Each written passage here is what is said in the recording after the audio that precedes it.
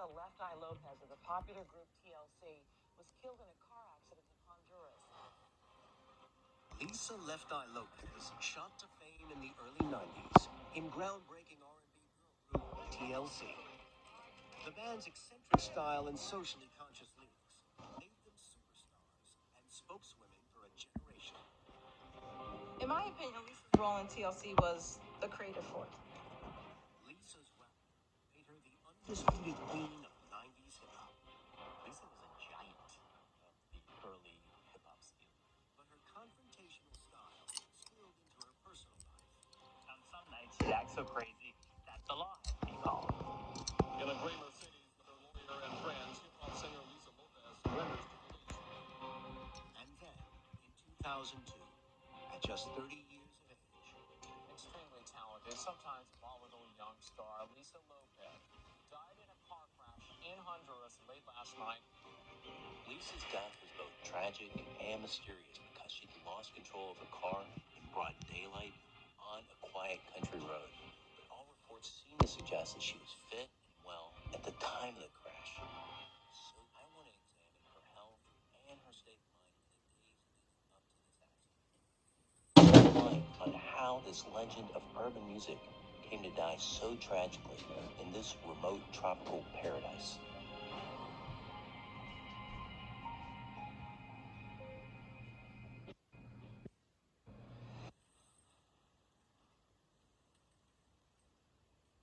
World-renowned medical examiner and forensic pathologist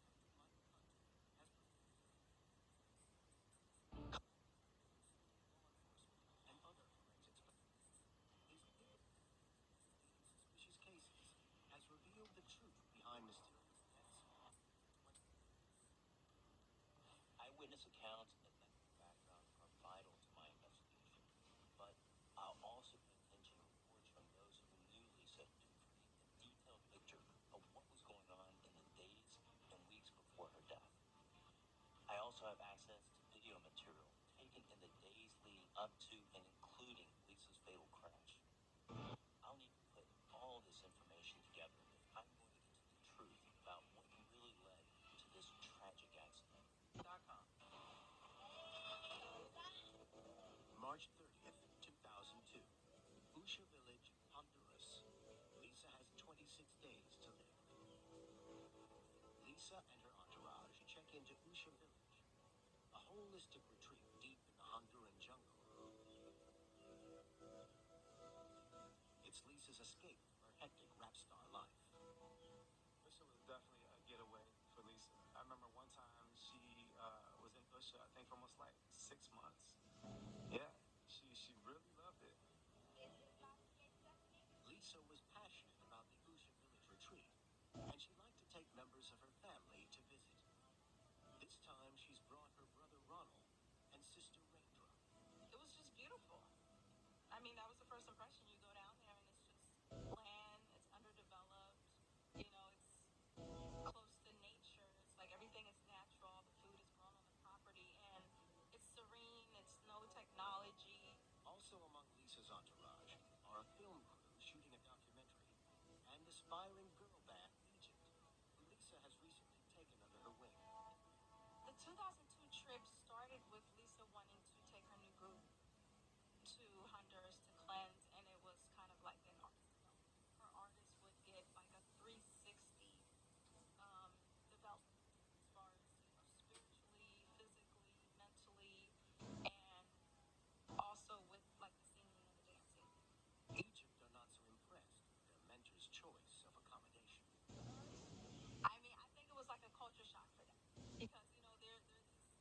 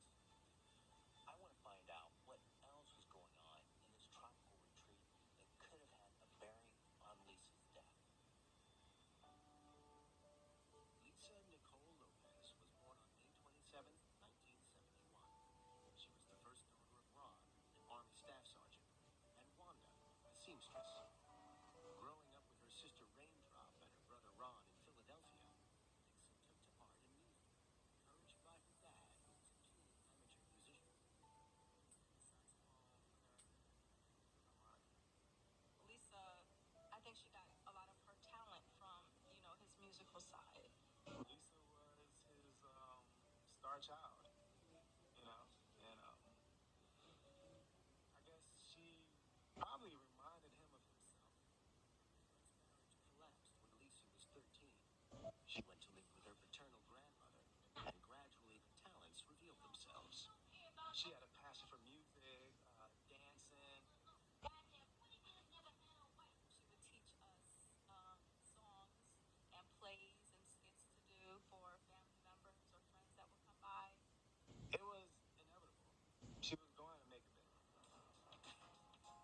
When she was 19, Lisa got her big break in an open casting for a new girl group in Atlanta, and in 1992, TLC was launched. Lisa loved being in TLC. She absolutely did. She loved T and Chili as sisters, and they fought like sisters. The girls were an instant hit with their carefully manufactured image, and their first single, Ain't Too Proud to Beg, captured the mood of the time.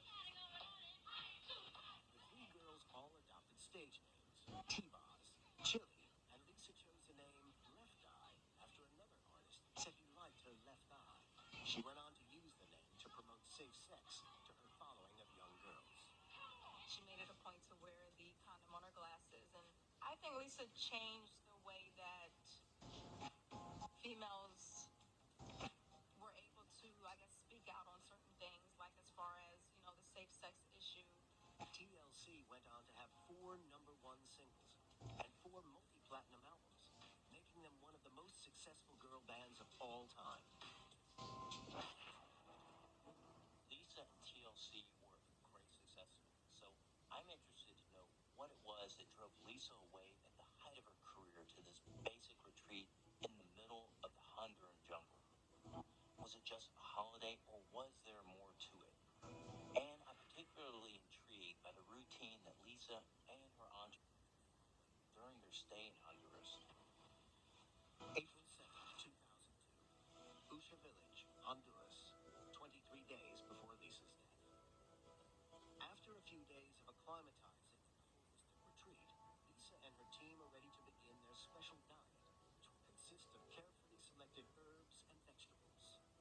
Usha Village is the brainchild of self-proclaimed healer, Dr. Sebi. Welcome to the Usha Research Institute. Dr. Sebi claimed he could cure anyone of any disease using a restricted diet and special herbs. She was always on a journey of self-discovery. And then you hear about this guy that's cured all these diseases. I mean, most people would be interested. So she was interested in going down there and learning more about cleansing and the herbs and stuff like that. I've been looking into who this Dr. Sebi really was. I found out that his real name is Alfredo Bowman, and he died in 2016. He had no medical training at all, yet he claimed he could cure all disease, including AIDS, using traditional African medicine. AIDS is the easiest thing to cure. People think that AIDS is difficult. To me, everything is easy, and to you, it should be too. Dr. Sabian was pretty controversial in his views about HIV and AIDS, which ran contrary to what was going on in the medical community at the time. There is cure for AIDS and every other disease. There is no scientific evidence to back up any of his claims. In fact, today, there is still no cure for HIV and AIDS. So the assertions Dr. Sebi was making are outlandish, to say the least. He claimed to effect his cures by using a combination of herbs and purging, or cleansing the body. Dr. Sebi's process is anyone that goes to the village, regardless of what issue you have, and if you have a disease or whatever, everyone gets 3 main herbs, and those herbs are to cleanse the body.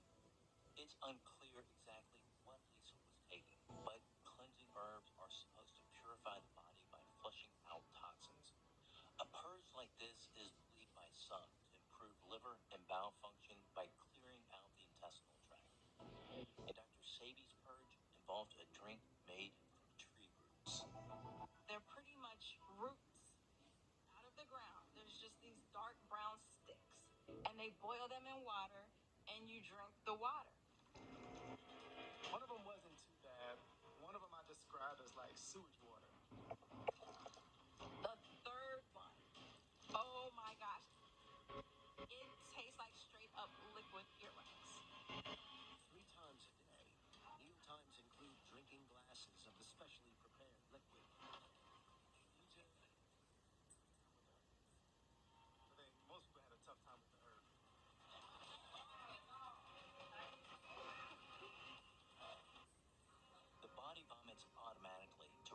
something it finds unpalatable. So I concerned about exactly what these herbs were. Also, evidence that beneficial effects at all. In fact, the body is more than capable of dealing with toxins that may accumulate. And often extreme purging like this can be dangerous, as it can deprive the body of valuable proteins and fats. If Lisa had been depriving her body of key nutrients for a prolonged period of time, I have to wonder if this extreme purging had any effect on her driving or reaction times. I can see from the footage that her protege Egypt all having extreme reactions to these herbs, but Lisa seems to have built up a tolerance from having taken the herbs regularly over the 5 years she'd been visiting Usha. I don't believe the purging would have had any influence on her crash. Clearly, Lisa felt she was benefiting from her many visits, but I need to find out what made Lisa put herself through such an extreme ordeal in the first place. She will be officially arrested and then transported to the North County Jail. Me and alcohol. When we get together, that's a different story.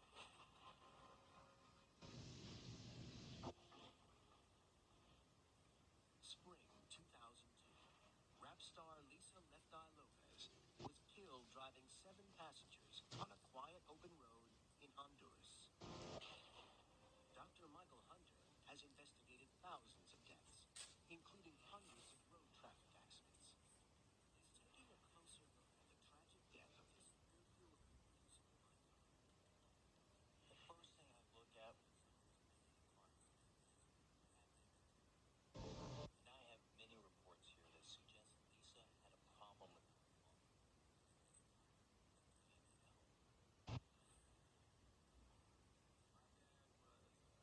was alcoholic, like an alcoholic on another level. I mean, probably almost half of my memories of my dad was him being drunk. He was an avid alcohol drinker, and it wasn't just that. It was that when he drank alcohol, he would just become this totally different person. Lisa became closer to her father when they started drinking together. He was pretty young when he gave her her first beer, like maybe like 5 or 6 or so. And from age 15, Lisa and her dad would regularly get drunk. My father come over and check on me every week, and we'd have the case of beer, you know. And hey, we'd get down, and that was one of the ways I got a lot of attention. So that was my thing, you know. I would drink, and my father would be like, "Look at her go, look at her go." There's a reason why there's an age difference. It's because we know that the earlier you start with alcohol, the much more likely you are to become dependent on alcohol. It would have been, unbelievably detrimental to not just her physiology, but also her psychology, because beyond that, what's happening there is, again, the normalization of quite a dysfunctional behavior. But there was a dark side to Lisa's father's drinking. It made him aggressive. Oh, he was very violent, mostly to my mother. You know, a couple times to me. Most days, if he was there, my dad was there, yes, there would be an altercation, a fight. Then on January 25th, 1991, Lisa's father was killed in a drunken fight on the same day that TLC was signed. My dad was drunk, intoxicated, and his cousin may have been intoxicated, I'm not sure, but pulled out a gun, shot him. Lisa, I believe, probably took it the hardest because she had the closest relationship to my dad. Alcohol affects your brain by altering certain neurotransmitter receptors to make you feel more relaxed or sedated. It also signals the release of higher levels of the chemical dopamine. This activates your brain's reward center, making you feel good and raising your levels of self-confidence, as well as removing some of the behavioral restrictions we place ourselves under when sober. The result of this is that alcohol often appears to alter the personality and can increase aggression. And I can see that, like father, when Lisa drank, she became aggressive. September 15, 1993, the Georgia Dome Arena, Atlanta, Georgia. Lisa was watching a football game, but she'd been drinking. Lisa had a lot of run-ins with the Atlanta Police Department because of her drinking. She was thrown out of sports games. She was thrown out of bars. This was kind of a consistent thing in the early days. Lisa was charged with disorderly conduct while intoxicated. The subject, Lopez, started to walk away, refused to stop.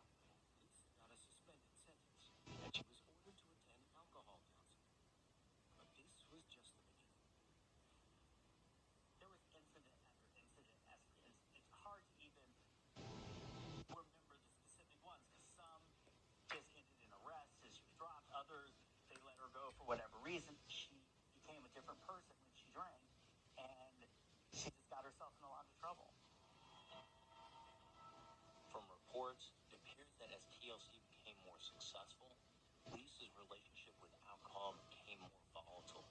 And I can see that in 1994, there's one incident that suggests that Lisa's drinking was spiraling out of control. By the time she was 23, Lisa was in a volatile relationship with wide receiver for the Atlanta Falcons, Andre Rison. Wow, Lisa's relationship with Andre was, it was up and down. I would say they genuinely loved each other. When they were good, they were good. And then when it was bad, it was bad. June 8th, 1994, Atlanta, Georgia. After a long, hard night on the town, Lisa and Andre get into a fight. Both have been drinking. You just hear all this arguing and, just noise. After Andre left, I just saw Lisa and, she just looked like they had been in a fight. She had bruises on her face and stuff like that. I just grabbed her sneakers, threw them in the tub, threw a match in there. She was just standing there, But I think she felt she needed some sort of huge grand message so he could pay her angst. And I think also she probably wasn't in a state of mind where she thought through the consequences of what would happen once all those sneakers went up in flames. So all of a sudden, the flames just kept getting higher and higher and higher, and now they're up to the roof. At that point, the entire tub went up. That's how the house burned down. Within minutes, the fire gutted the home and consumed its contents. She will be led to charges, but at that point, she will receive the official charges, and from that point on, she will be officially arrested and then transported to the North County Jail.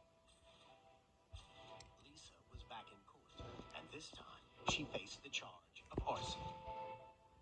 She was sentenced to probation and sentenced to a diversion center for alcohol and drug treatment. But she resisted the treatment. Lisa never said that she was an alcoholic, to the point that when she had to go through some of the AA meetings, and people stand up and go, hi, my name is whatever, and I'm an alcoholic, she would get up and say something different every single meeting. So she would get up and say, hi, I'm Lisa Lopez, and I'm a Gemini. I think one of the things that Lisa very much was about was managing how she was seen. She was this little 5 foot nothing bundle of energy and creativity and bravery. And I think in some ways she wanted to reject the police. She's not going to be heard by a judge or the system or even just her common sense as someone with an alcohol problem. From reports, I can see that Lisa still had an alcohol problem when she first visited Dr. Sabi 7 years before her death. And I'm investigating how Lisa came to die in a car crash. So her continuing problems with alcohol are disturbing.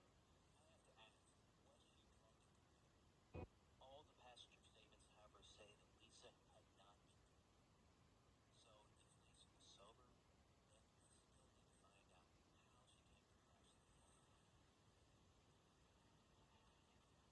My investigation into the regimen at Lucian has revealed disturbing facts about some of the substances Dr. Sabi was using in his controversial treatments.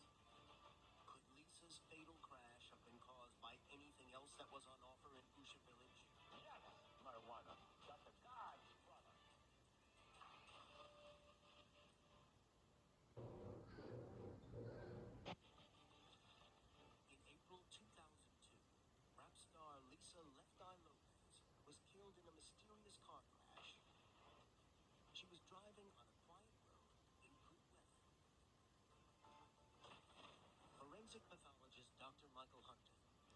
investigating how this 30-year-old icon of urban music died with no obvious explanation for her sudden fatal crash. So far, I've discovered that Lisa had a history of alcohol abuse. However, I've also seen that there was no evidence that she'd been drinking at the time of the accident. But I wonder if there was something else impairing her ability to drive. Dr. Sabi, who ran the retreat, appears to have been a huge advocate for the use of marijuana. If Lisa had been high while she was driving, she could have easily lost concentration. I say, but the compounds that been giving your nephew that was autistic, that now is thought he was marijuana. Based on Dr. Sabi's claims, it's certainly possible that marijuana was available for use at the retreat, and there have been suggestions that Lisa used it in the past.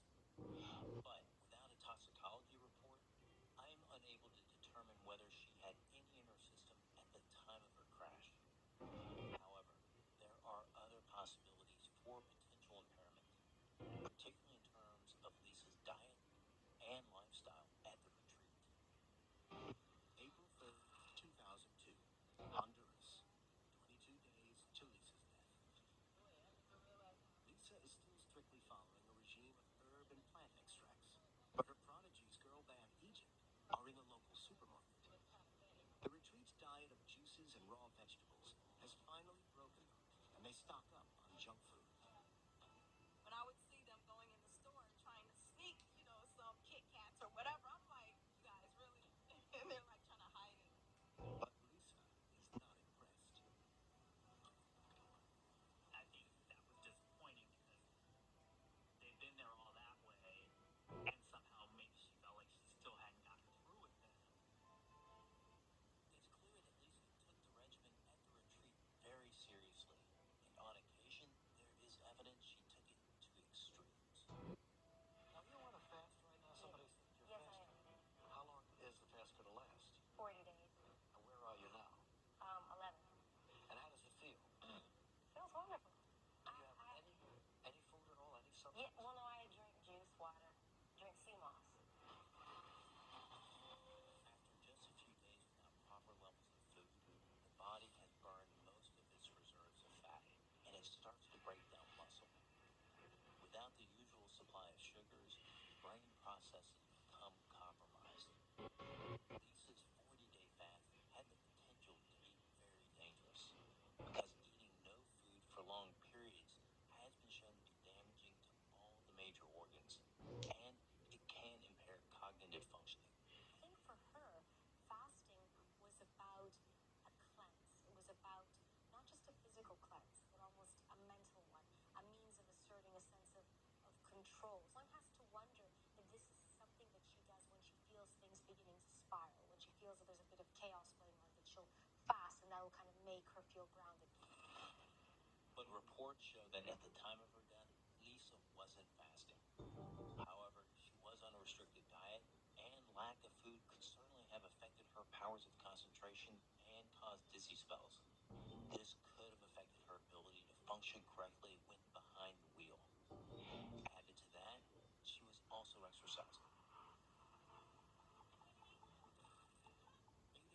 April 4th, 2002, Ushahida Village, Honduras. 21 days to Lisa's death. Lisa is drilling girl band Egypt in a dance routine she's choreographed for their TV debut. As well as being on a restricted vegetarian diet, Lisa and her team are exercising in the heat of the Honduras jungle. The temperatures would have been over 90 degrees, and this can be dangerous, since heat, exercise, and a restricted diet can result in dehydration and fatigue. And fatigue could certainly have played a part in Lisa's crash. I mean, there were times that you felt tired, but we're in Usha. I mean, it might be 95 to 100 degrees. I mean, there were times that people was like, man, I just feel so tired. But Dr. Hunter believes he's discovered something else. I've found evidence that suggests that as well as a strict diet and exercise, Dr. Sabi's regimen included drinking a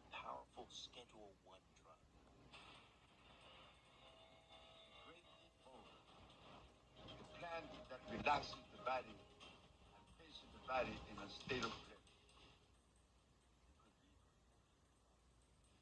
Ibogaine or ibogaine can be used to treat addiction. The compound works by blocking the receptors in the brain that trigger cravings, halting withdrawal symptoms. But it's also a powerful hallucinogen.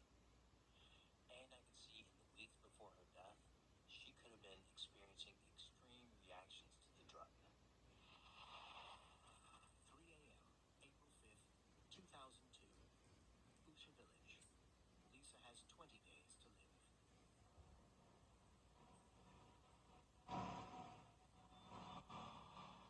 Lisa's been drinking Dr. Sebi's plant and herb extracts for a week now. And she's been talking to her dead father. Lisa talked to me about communicating with my dad after he passed away, but I don't remember the exact conversation she had with him, but she definitely had a conversation with him. Yes. She felt the presence of her father's energy. She felt that we all were energy, that we were all energy in the universe. It's not clear whether Lisa was hallucinating because of something she'd been taking, or whether she was experiencing mental health issues. Either way, she was clearly in a fragile mental state in the lead up to her death. There is evidence that Lisa had often had psychological struggles in the past. In 1994, Lisa was sentenced to time at an alcohol recovery center in Atlanta. But her boyfriend, Andre Ryson, seemed to have forgotten about her. He wasn't really coming to visit like I would have wanted him to. And I was frustrated. Oh, when I got out to visit him, I wrote love. Actually, I carved love into my arm. Lisa carved the word love on her arm with a razor blade. He was saying really mean things. Over top of the word love, I started writing the word hate. H-A-T-E. She cuts and she displays the cuts, and these aren't just simple cuts. She'll carve words into her arm. So clearly she's going through a lot of psychological pain. Looking through the accounts of Lisa's time at Usha Village, I can see there was a hugely traumatic event which would have undoubtedly impacted Lisa's increasingly fragile mental state. 8 p.m., April 6, 2002, Usha Village, Honduras. 19 days before Lisa's death. Lisa and her group have been in Usha Village for a week, and Lisa and her PA, Stephanie, are driving to the local town. Her assistant, Stephanie, was driving, and there was a family crossing the road. The family had crossed already, but there was one little boy left. And they told him, don't, like, wait. And he went ahead and ran out. And that's when the vehicle struck the boy, and they took him to the hospital, and he did die at the hospital.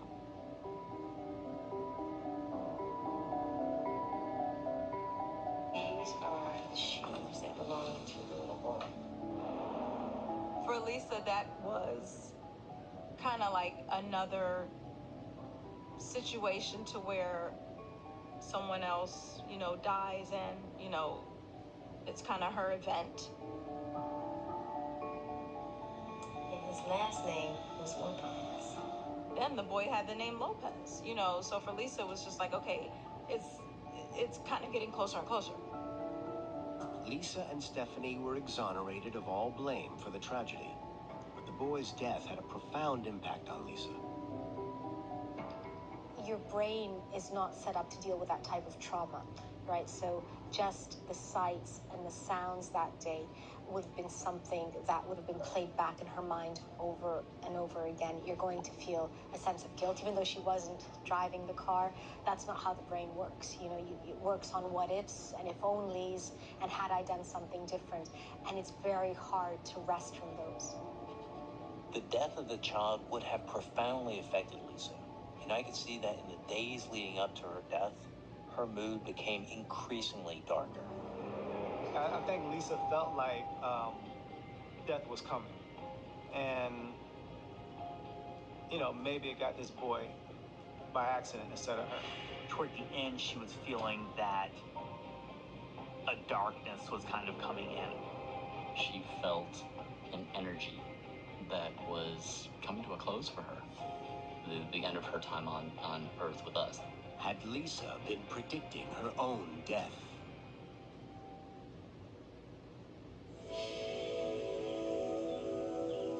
In spring 2002, rap star Lisa Lopez brought friends and family to an alternative therapy center in remote coastal Honduras. But 2 weeks before Lisa was killed in a car crash, the SUV she was a passenger in hit and killed a 10-year-old boy. Dr. Michael Hunter is applying his 20 years of experience as a medical examiner to the circumstances surrounding her death. Lisa was in a fragile mental state at Usha Village, and I've seen how the death of the boy seems to have pushed her into an even darker mood. But in her final hours, the account suggests she bounced back. 6:30 a.m., April 25th, 2002, Usha Village. Lisa and her entourage have just 4 days to go before returning to the U.S. Today, like any day, the morning kicks off with yoga.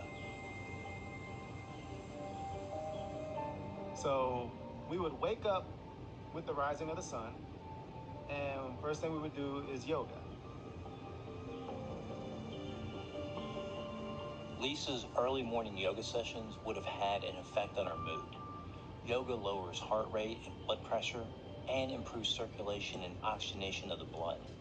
It also improves muscle tone, lung function, coordination, and flexibility. And it releases endorphins, which give a sense of well-being. After breakfast, I just remember, for some reason, she changed into a black dress, So I didn't think anything of it at the time, but looking back on it, I'm like, wow, how symbolic was that? We're gonna go to Sambo Creek and get some shots. Just get footage of the whole vibe, you know what I mean? 5 p.m., April 25th, Usha Village. Lisa decides it's time for a road trip. Lisa said she wanted to take her group Egypt down to a little village, maybe about 10 minutes away. It's called Sambo Creek, to get some pictures of the girls as a group before we leave. Everybody got into the van. The camera crew got in. Lisa, Egypt, my sister, and me. I'm sitting on the first row with the group Egypt, because there was so many of us. It was 4 of us on that seat.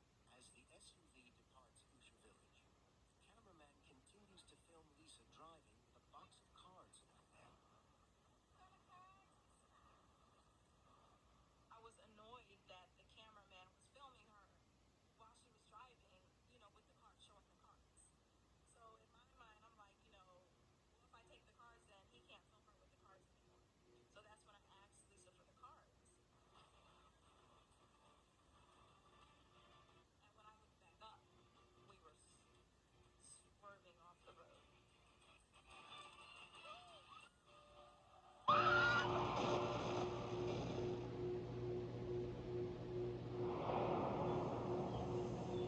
The red SUV leaves the road and rolls over several times before coming to rest in a ditch. There is no sign of any other car. I just remember waking up or coming to and realize like I was still alive. Lisa has been thrown from the SUV and is lying away from the wreck in the long grass. So I could see her from the side, and what I saw, I knew she was gone.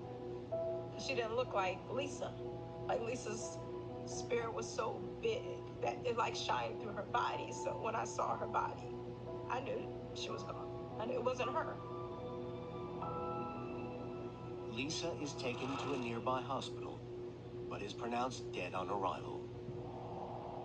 Estos pacientes ingresaron ayer a las 18 horas, 6 de la tarde. En el accidente, en forma instantánea, falleció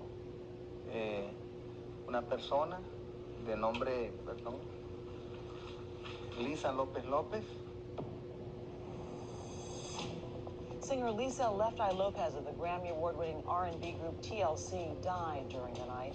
Her record company says that she was killed in a car crash while vacationing in Honduras. When Lisa Lopez died, it was a big, big story. Because it was just somebody so young. It was TLC. I ran up my driveway and ran inside the house and started my computer and turned on CNN, and just as the computer came up, they had cut on TV to show the accident as well. And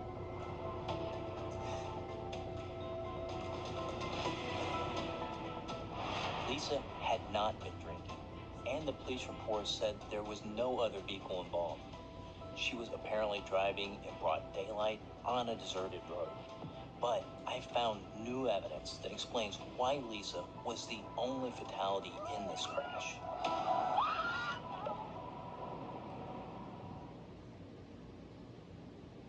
Lisa Lopez died after her car suddenly and mysteriously spun out of control. Se conducían en su carril derecho con sentido de la Ceiba hacia Juchigapa. Sufrieron un despiste y dio varias vueltas el vehículo, quedando en su posición final con el eje hacia arriba. Renowned forensic pathologist Dr. Michael Hunter is analyzing the forensic and circumstantial evidence to build a picture of what happened on that day. I have been the lead forensic pathologist on numerous car crash investigations, which are often fraught with difficulties. But sometimes the crash site and witness testimonies, along with the forensic investigation, can tell us as much or more than an autopsy.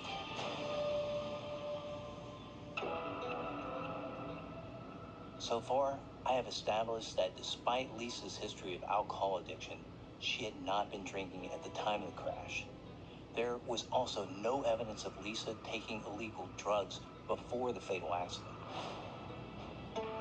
However, Lisa and her entourage had spent almost 4 weeks at a mysterious retreat in Honduras, the brainchild of Dr. Sebi, a self-styled doctor. His treatments and advice had dominated Lisa's life in the years before her death. However, I can find no direct evidence to show that Lisa had taken anything at the retreat that could have led to her death. But I am concerned by her restricted diet and the fact she was exercising in the heat of the jungle. This could have made her feel weak, experience dizziness, and led to a lapse of concentration. Added to that, first-hand accounts suggest Lisa's mental health had been deteriorating during her stay. She'd been talking to her dead father and was also predicting her own passing after a crash involving the death of a young boy. Therefore, her mind may not have been completely on the job of driving a packed vehicle to a photo shoot. Having established Lisa's possible unstable psychological state and looking deeper into the video footage, I can now piece together what I believe happened on that fateful day. At around 5 p.m., Lisa and her party set out for the village of Sambo Creek. After just a few miles, she lost control of the SUV. Initial reports say there were no other vehicles involved. But by slowing down the video footage being shot by a documentary cameraman at the time and watching frame by frame, at the point Lisa swerves, a red shape is visible in the extreme right of the frame. By zooming in, we can see it's a red car, and Lisa appears to be swerving to avoid hitting it. Lisa was forced to take evasive action. Whether her reaction time had been compromised by Dr. Sebi's regimen or her possible mental health issues, we'll never know. But there is one more mystery I need to examine. Lisa's sudden evasive maneuvers caused the SUV to roll over several times, and as it rolled over, Lisa was thrown from the vehicle and was found several feet from the wreckage. On closer inspection of the crash footage, I can see that as the camera pans back to the road, it briefly moves across the bottom of Lisa's seat. Lisa does not appear to have been wearing a seatbelt. The vehicle skidded to the side and flipped over several times before coming to rest in a ravine. Lisa's autopsy lists the cause of death as, quote, fracture of the base of the cranium and open cerebral trauma. And I can see from the footage that the front windshield of the car seems to be intact, so Lisa was probably thrown through the side window. Looking at the footage taken prior to the accident, I can spot what looks like a reflection on the window, which suggests to me that the side window is closed. Lisa suffered massive head injuries as she went through the window and landed on the ground. The car would have then rolled onto her, causing multiple broken bones and internal injuries. Her injuries would have been massive. Her death, instantaneous. But for Lisa Left Eye Lopez to be taken just shy of her 31st birthday seemed difficult for many of her fans to bear. Some bore flowers or paintings, some brought their children, others brought their parents. Lisa was an innocent soul with the best intention to do good in the world. Her troubled background led her to embrace a worldview that rejected modern science in favor of unfounded alternatives. But I don't think that had any impact on her last hours. In the end, her mind was likely compromised by her extreme diet and her powers of concentration were weakened. But had she been wearing a seatbelt, she would probably have survived. Lisa was the most honest person I've ever known. I think that's why she was so influential. She was not afraid to make the honesty part of the show. Lisa was only 5 feet, a little more than 100 pounds, but she would make her presence known. Such a small person, she had a very huge personality. Lisa's spirit was so just strong and big, and just her walking in a room, it was just like she didn't even have to say anything. You can just feel her energy and just feel the power. I miss everything about her. I miss her smile.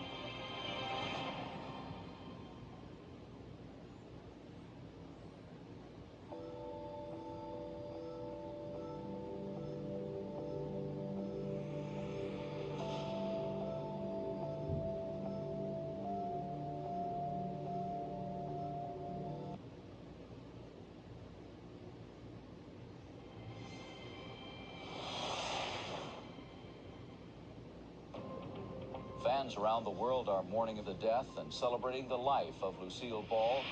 The face of comedian Lucille Ball is said to have been seen by more people worldwide than any other. Lucy was way more than a TV star. Lucille Ball is an American institution. Her glittering career spanned over half a century. But it was her TV show, I Love Lucy, that made her a global phenomenon.